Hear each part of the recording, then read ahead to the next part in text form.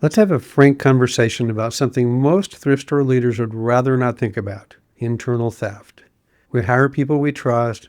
We spend more waking hours with them than we do with our families.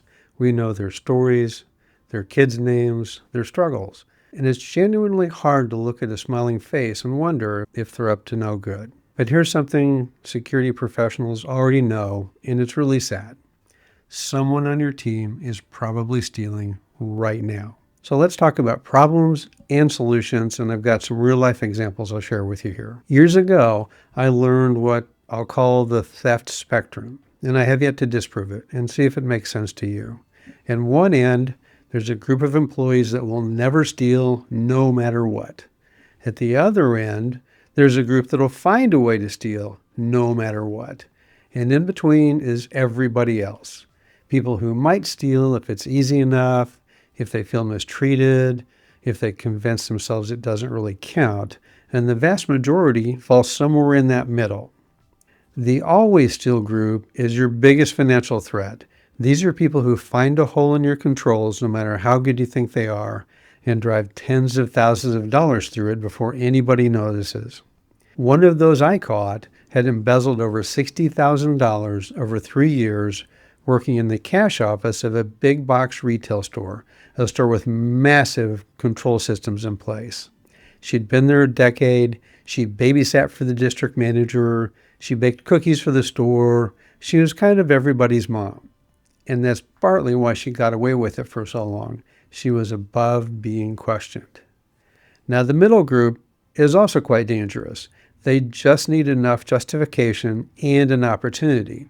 The worst scenario of all is when theft becomes part of the culture, when management ignores it, enables it, or frankly even participates in it. And that's when those losses can be staggering. I once found a manager who used discounting and even giving away inventory as a way to pay staff better. I'm Tim. I spent decades in traditional retail before joining leadership teams at 2 different not-for-profit thrift retail operations. Thrift has a few unique vulnerabilities. The biggest is the lack of inventory accounting at the point of donation. In traditional retail, shrink is measured against a known inbound value. They get the invoice, they know how much it is, off they go. In thrift, since donated goods aren't assigned a value until they're priced for sale, it's nearly impossible to see mixed value early in the supply chain. Things can and do disappear before they're ever accounted for. Layered on top of that is a self-justification that's kind of unique to thrift. An employee's mind, they got it for free, so it isn't really stealing. Customers using a version of that logic to get better prices and frankly to steal. And then employees who feel undervalued or have a grievance on that spectrum, they're the ones that are going to find a way to steal. The reasoning could go something like, we're here to help others, so why shouldn't I be helped too? It's a very slippery slope. So let me share some real situations I've lived through, and I saved the most creative thief for the last, and it was a crazy simple way to steal. And we should have, frankly, understood that before we did. First one, in a traditional retail store I ran early in my career, the receiving manager was working with delivery drivers on common carrier shipments. He was signing for complete orders, and the drivers were skimming a percentage of the inventory and paying him cash. He got caught when he signed for a full pallet that he never took in. And I went looking for it because I'd ordered it for a promotion. And from that, the truth finally came out. He'd been running this scam with multiple drivers for over a year.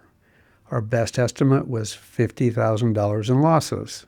He made his mistake when he got greedy. Second, in a thrift operation, a hard goods pricer was intentionally underpricing collectibles, then texting a friend to come in and buy them as soon as they were sent to the floor, and they were reselling them on eBay. That came to light when a cashier questioned the price on an item that she happened to collect herself. That loose thread unraveled a well-oiled system, and we never determined the dollar amount because when the jig was up, he shut up. And the next one isn't exactly theft, but it's a massive loss of inventory and much worse in some ways. One of my stores had a college student that sometimes worked weekends in donations and in the back room. Everybody loved him. On Mondays, the back room was clean, sorted, completely caught up. It was almost magical, but turned out not so much.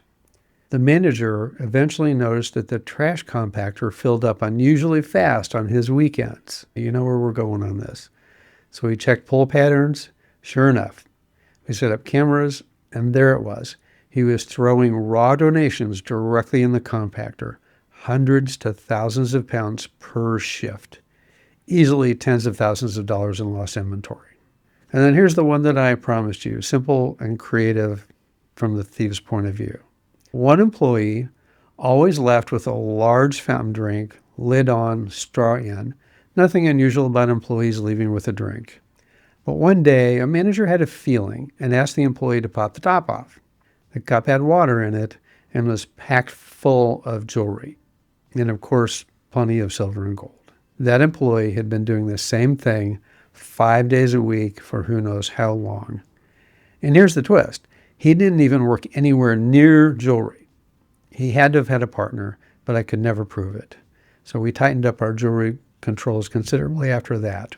In all of these, they found a hole in the system and exploited it over and over and over until something small gave them away. Remember that spectrum. Some people always steal, some people never steal, and that group in the middle. Thanks, and have a great day.